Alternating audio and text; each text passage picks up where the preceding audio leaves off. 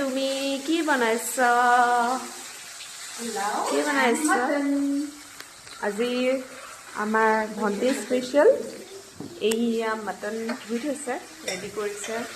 পোলাও কাৰণে pressure cooker পাতিছে পিঁয়াজ হৈছে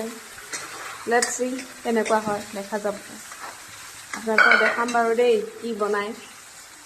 বায়েকৰ কাৰণে এইজনী কিমান আগবাঢ়িছে নাইচ ভাজিব আছে এয়া আমাৰ পোলাও ৰেডি হৈ গ'ল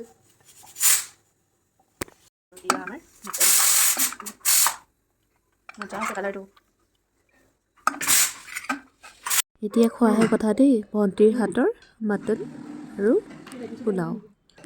বাৰু আজি লৈ আহিছোঁ তেতিয়াহ'লে ধন্যবাদ